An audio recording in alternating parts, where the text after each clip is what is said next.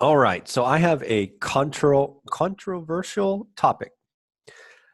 I think single family homes, residential real estate is going to outperform multifamily today. I said it.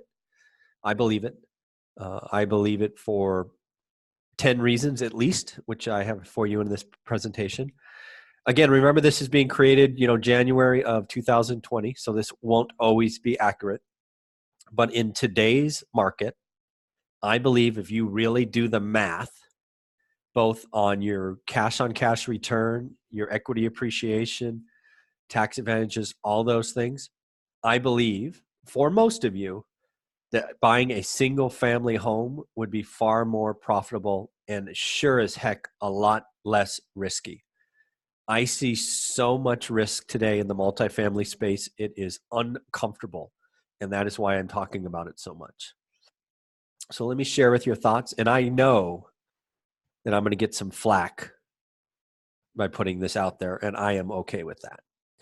So again, single family home rentals could be the best investment option for most investors today. I have 10 reasons for that. There's actually more. I thought I would cap it at 10 just so we can get on to the conversation. Bigger isn't always better, regardless of what social media says. I believe social media is fun. It is entertaining, but it also it creates mania, right? It it it it's just I don't know what you want to call it, but it's a place where people go and they keep spouting ideas and other people pile on, and suddenly what was a good idea for someone is now law, and it works for everyone. And that's just not true. Bigger isn't always better, right?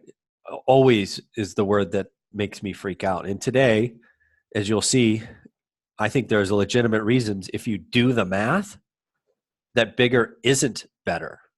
And I do blame social media for pushing this idea of big checks and thousands of units and all that nonsense.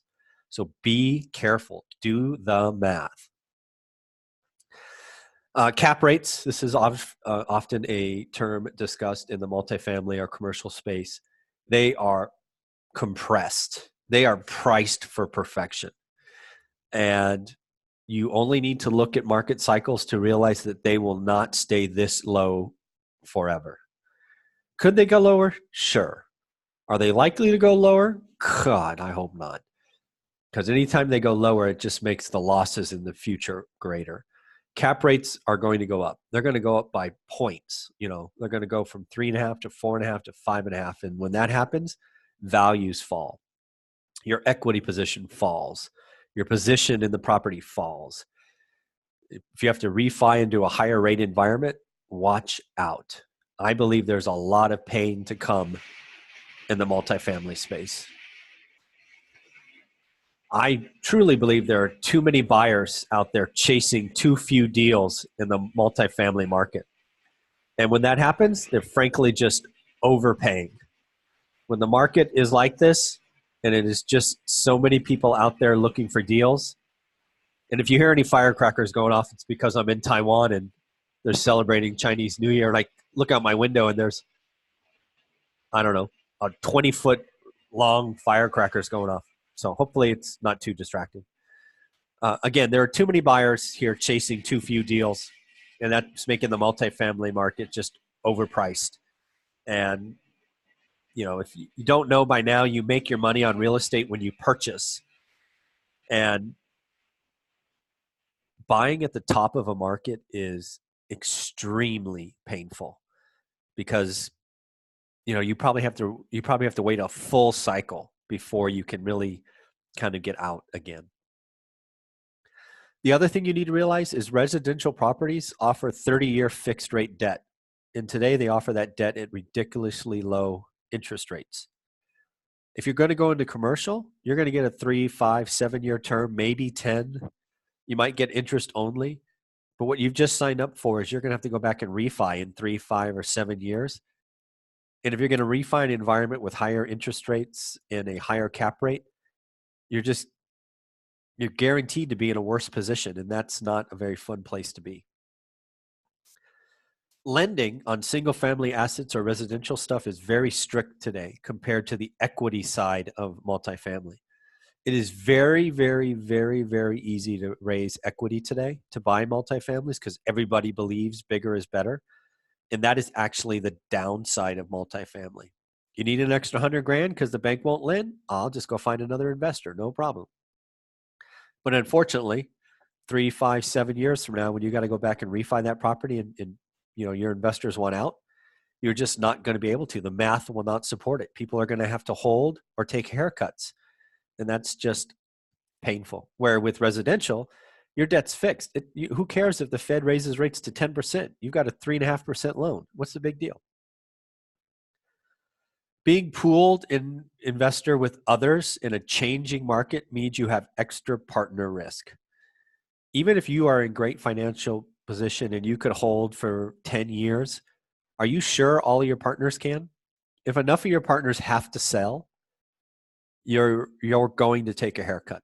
If they just have to get out because of family reasons or divorce or whatever happens, and nobody else can buy their position, that is not going to be a fun conversation to have.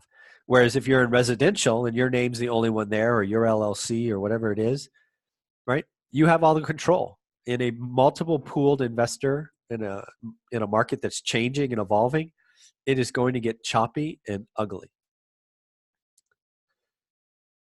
I think values are significantly lower in single family homes. I think they're going to explode in 2020. I see no reason why the consumers with these low rates and great job market don't continue buying. And frankly, what I've always looked for in my life is to control the downside and then let the upside take care of itself. What do you think has more downside, multifamily or single family home? I think multifamily, without question, has more downside. So that just means I don't want to play there. I'm going to play where there's more upside than downside. And that is definitely in single family homes. I think you need to take control of your future. I think you need to bet on yourself. I don't like betting on others that you don't really know. Sure, they may have a great social media presence. They might have all these other things and have the cars and the watches and all that stuff. But do you really know them? I've never been comfortable betting on someone else. Right? I want to bet on myself. I want to run my own numbers. I want to pick my own things, right? My whole thing was, finding deals and securing capital during our 15-year journey. So I had to make the decisions. And if I was right, great. If I was wrong, great. I owned it. Something else we've seen, at least in California, and I see it coming around the country, is rent control and other legislation is coming, and it's more aimed at multifamily. Right? Specifically speaking of California, multifamily, any residential or any duplex and above, except if you're the owner and live in one unit for a duplex, is now subject to rent control. But single family homes are not. That's a little wrinkle that most people haven't picked up on now. Now, there's other caveats. It can't be owned in an LLC and all those things. But again, rent control is coming to multifamily. It's easier to target. It's easier to pass because, of course, all landlords are greedy SOBs, and that just plays well. But mom and pop landlords who own all the homes, they're not at least the first target. They may be a target, but they're not the first target that legislatures go after. I truly believe if you just get to 4 single family homes, you're going to change your financial future for the better. Getting to 4 is not hard, right? You could get there one every 2 years, one every 3 years, whatever it is. But if you get to 4, I think your financial future is better. And again, you can control it. You're going to get the appreciation that I see in 2020. You get fixed rate debt. You're going to look like a genius when interest rates are at 6 or 7%.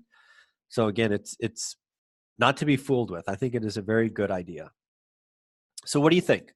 Do you think residential investing for most people, right? Not everyone, but for most people starting out is the right thing?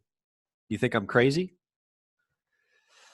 Again, I just wanted that to be thought-provoking. I really do believe single-family homes are going to have a wonderful year in 2020.